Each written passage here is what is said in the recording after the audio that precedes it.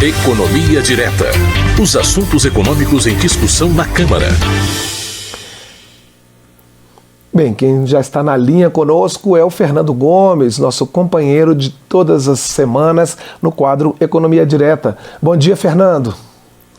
Bom dia, Cláudio. Tudo bem? Prazer estar aqui com você. Bom dia aí para quem nos acompanha agora pela Rádio Câmara, pela TV Câmara e pelo YouTube da Câmara, né? Obrigado, Fernando. Você é sempre bem-vindo aqui no painel eletrônico. E só explicando para os nossos ouvintes e telespectadores, a gente adiantou um pouquinho a coluna porque amanhã é feriado.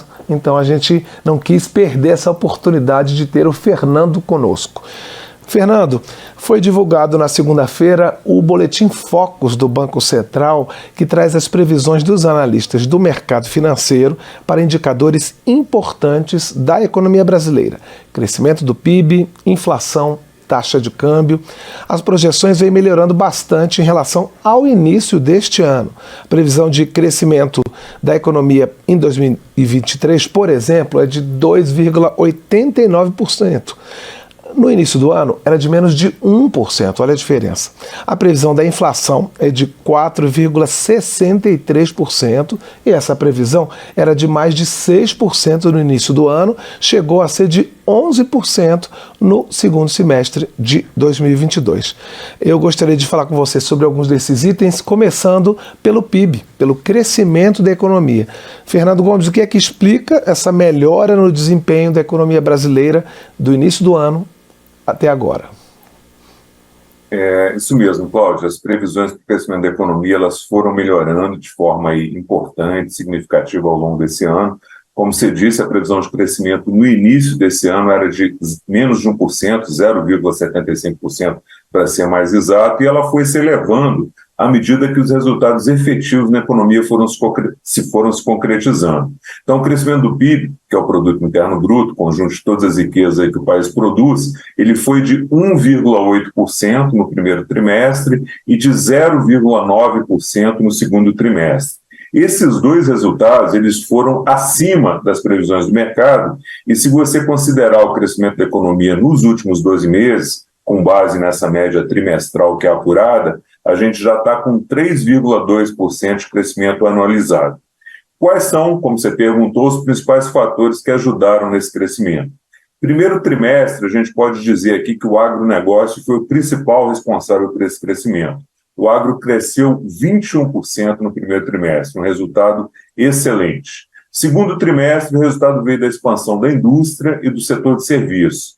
E aqui tem informação importante: o setor de serviços, ele hoje representa aí mais ou menos 70% do PIB brasileiro. Então, qualquer alta no setor, por menor que seja, ou baixa também, impacta o PIB ou para baixo ou para cima, né? Então, o setor de serviços ele cresceu 0,6%, a indústria cresceu 0,9% e a agricultura, que teve um crescimento muito grande, o agronegócio, ele caiu menos de 1%. Então, não impactou o resultado do trimestre, que veio bem acima do esperado. O mercado estava prevendo 0,2%, veio 0,9%.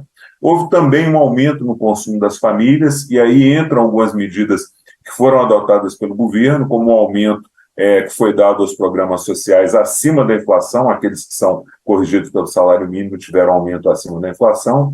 Esse aumento acima da inflação, ele gera mais recursos para essas famílias que são de baixa renda, e esse dinheiro vai todo para consumo, porque essas famílias não têm capacidade de poupança, né? Tudo que elas recebem, elas têm que comprar remédio, comida, etc.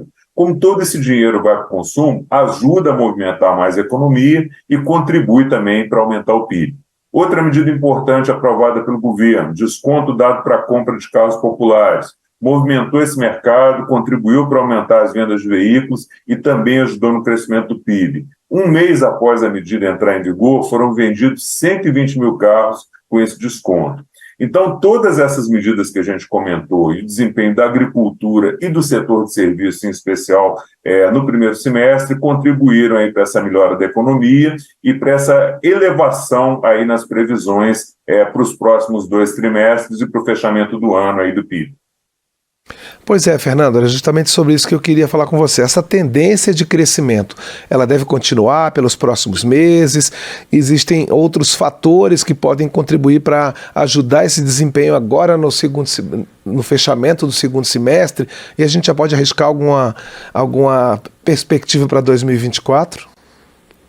Vamos lá, a gente diz, né, Cláudio, que o bom economista não é aquele que acerta a previsão, mas aquele que explica com credibilidade por que ele não acertou a previsão que ele fez. Então, bora lá. A previsão para os próximos 2 trimestres é de uma pequena desaceleração até de estagnação. Mas como é uma desaceleração muito pequena, não chega a reduzir essa previsão de crescimento anual em torno de 3%. A gente deve crescer aí cerca de 3%, talvez um pouquinho mais. O governo trabalha com a previsão mais otimista do que o mercado, né? O mercado está trabalhando aí com 2,9% nessa última previsão. É bom ressaltar que essa previsão do mercado ela vem aumentando, ela vem melhorando, né? Então pode ser que daqui para dezembro haja um aumento do próprio mercado, mas o governo está trabalhando com 3,3% de perspectiva de crescimento, com base no fato de que os resultados dos 2 primeiros trimestres eles foram acima do esperado. Um outro dado importante que foi trazido pelo próprio Ministério da Economia é que se não houver crescimento, se a gente ficar praticamente parado, a gente deve crescer 3% por causa do resultado do primeiro e do segundo trimestre. Mas você tem ainda algumas medidas que podem ajudar a melhorar esse número. Que medidas são essas? A primeira delas é a queda da inflação, que a gente vai falar com um pouco mais de detalhe ali na frente. Como a inflação vem caindo todos os meses, os produtos ficam mais baratos. Como eles ficam mais baratos, as famílias têm condições de consumir um pouco mais. Isso tende a aumentar o consumo das famílias mais pobres, aumenta o consumo das famílias, aumenta o consumo da economia de forma geral. Isso pode produzir um desempenho aí melhor da economia daqui para o final do ano.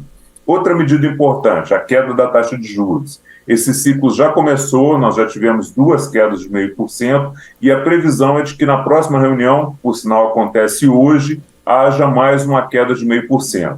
Então parece pouco, mas a cada queda de juros aí de 0,5%, os bancos vão reajustando para baixo também a taxa final que eles cobram nos empréstimos, e essa pequena melhora aí nas condições de crédito também vai ajudando a colocar mais dinheiro na economia e ajuda a aumentar o consumo. Outra medida importante, Cláudio, é o desenrola.